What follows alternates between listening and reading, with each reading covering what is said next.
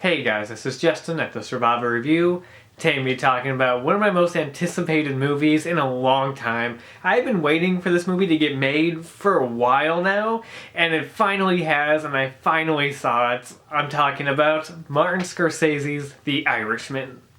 Now, Martin Scorsese is my favorite director still working today. He's made some of the greatest movies of all time. And of course, his mob movies are some of the best. It's so entertaining. So yeah, the prospects of him directing a new mob movie starring Robert De Niro, Al Pacino, and Joe Pesci is so exciting and so great. But also the behind the scenes thing of this, the fact that they've been trying to get this movie off the ground for many years. I've been reading up on this movie for a very long time. The fact that they were trying to get this done a while ago, like Robert De Niro kept trying to get Joe Pesci out of retirement to do it, and just like this, it was kind of like this project that I feel like as the years went on, it got less and less like it was gonna actually happen. It was like this just dream of a project, a new Martin Scorsese gangster movie, and starring these three people. It was like this dream that just kept getting farther and farther.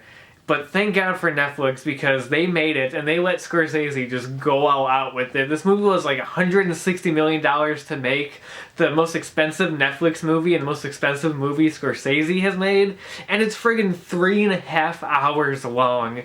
And you know what? It was all worth it, because this movie's great. It's a sprawling crime epic with some great performances, great story that is just constantly engaging for its entire runtime. The movie is never boring the whole way through. It's just so fantastic. It's everything I wanted. It's not your typical Goodfellas Martin Scorsese movie. There are similar Goodfellas elements in there and type of moments, but it really has a different tone than Goodfellas, and a very more somber, more reflective tone to it that's clearly made by a mature, older director. It really feels like Scorsese reflecting and looking back on the gangster genre and his role in it, and not telling your fun kind of yeah, isn't it cool being a gangster type of story, but really kind of telling the repercussions of that life and what happens to you when you've been doing that this whole time.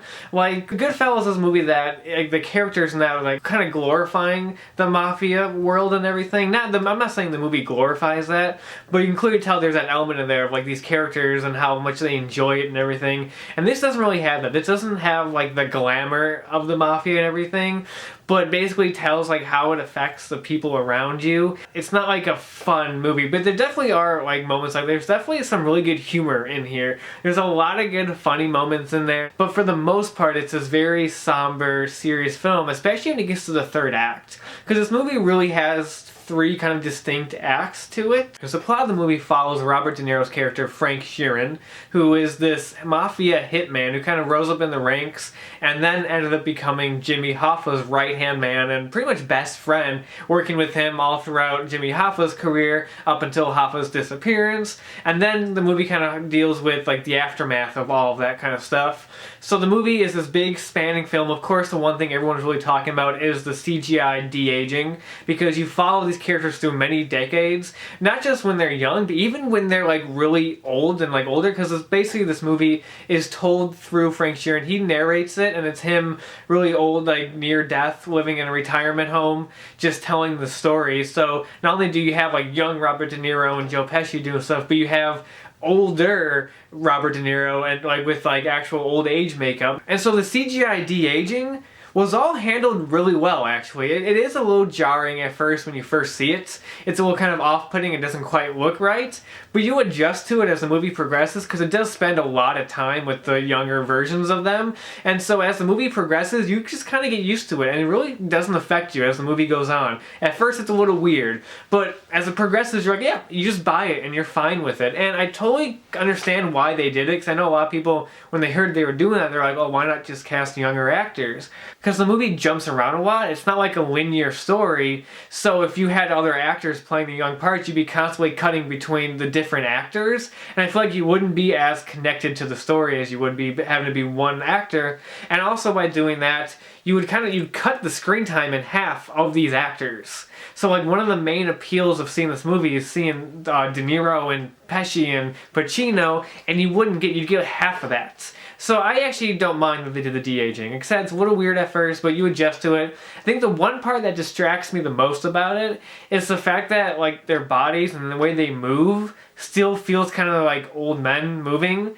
I think that's kind of the one distracting thing, is that their faces look young, but their bodies still feel like old men bodies, if that makes any sense. Like there's this one scene basically where this shop owner like pushed De Niro's daughter after she made like this mistake, dropped something, and so of course De Niro's like, okay, I'm gonna deal with this, and he goes to the shop and like beats up the guy, and it's done in this kind of wide shot, just kind of showing him like beat up the guy. But you're watching kind of this older De Niro, like not moving as fast as he usually would in this type of scene. And I don't know, to me that was a little jarring and a little distracting. Like it didn't feel like a young person doing that. It felt like an older person doing it, if that makes any sense. That was the only thing that was kind of off about the de-aging. But for the most part, it looked really good. And it's this big, sprawling movie that almost could have been a miniseries. Like there's enough material in this movie to fit a miniseries. There's a lot happening in here.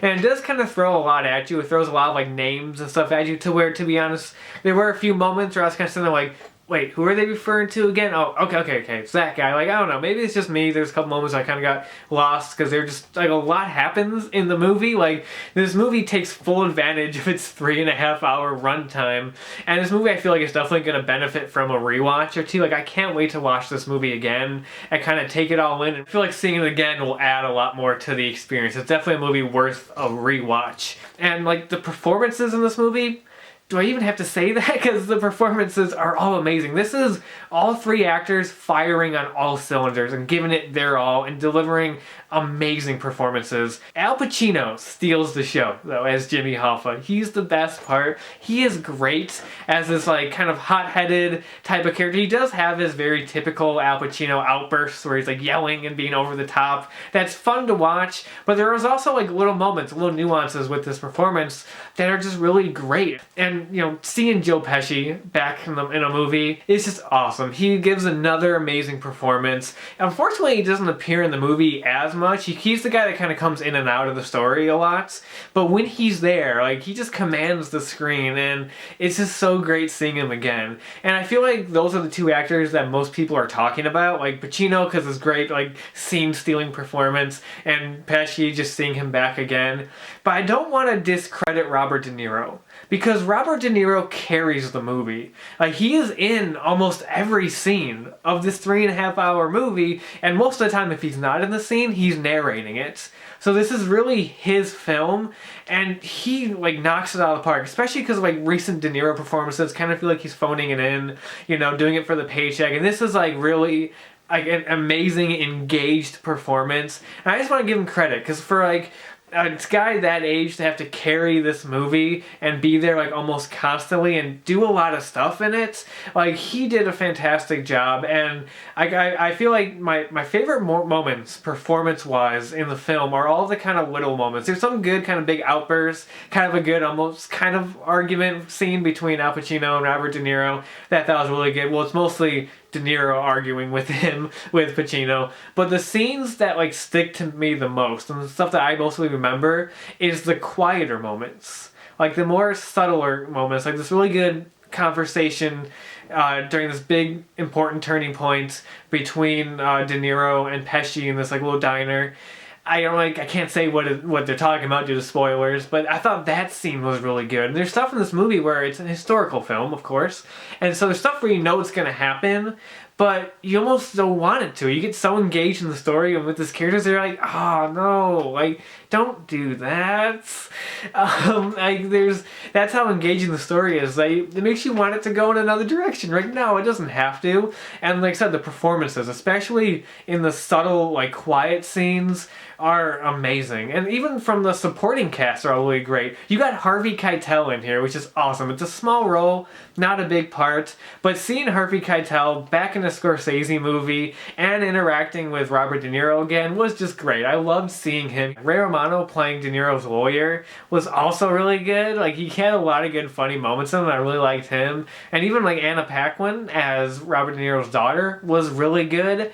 Now, I've been hearing a lot of complaints recently online about that, because the fact that she only has, like, 3 lines in the whole movie, and aside from that, like, she doesn't speak for the whole movie. And I don't know, I guess people are thinking that's like sexist or something, but if you watch the movie, it makes sense why she doesn't talk. I'm so confused as to why people are complaining about that, because it makes total sense in the movie, and like there's a point to that. There's a point to why she doesn't talk in it. It's because of her connection to her father. I don't want to get into it just for plot reasons, but with her relationship with him, there's a reason why she doesn't talk. So I don't know. I don't get why people are complaining about that. But for what she was like, what she did in the movie, she was great. Now, like I mentioned, the movie is really told in 3 acts. At the beginning being De Niro's rise to power, working with mob boss Russell Buffalino, who is the Pesci character. The second half is the Jimmy Hoffa stuff. That's where Pacino comes into play. Then the last half is basically De Niro later in life. And it's just really somber and sad. Like, it feels different from what came before it.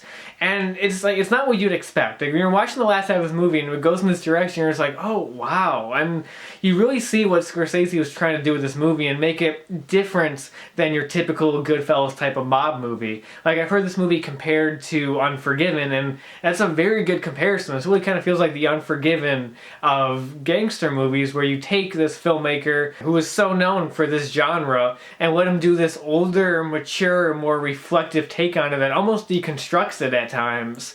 And that's what you get. That's what The Irishman is, and it works so well. Like, I love this movie. It gets better the more I think about it. Like, while I was watching it, for the most part, I was like, yeah, this is really good. I'm really liking this. It's not great. It's not the best. The more I've thought about it since I saw it, I've just been liking it more and more. And just the more I think about it, it's such a fantastic film. I'm so happy this movie was worth it, because like I said, I've been waiting for it for a long time, and it really paid off. Like, I only have like minor gripes with it. Like I said, the CGI de-aging a little off at times, so it doesn't quite work, but that's for the most part really good.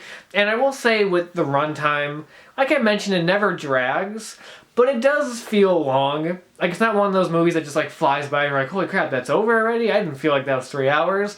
It feels like you're watching a long movie, but it never really drags or never really feels boring. And this isn't the problem. This is just something I wish they did. I wish they had like a few more scenes between Joe Pesci and Al Pacino. Again, it's not a problem. It's just something I would have liked to see, you know, because this is like the first movie they've done together. So having them on screen was this like really cool thing, and they only had like one major scene together.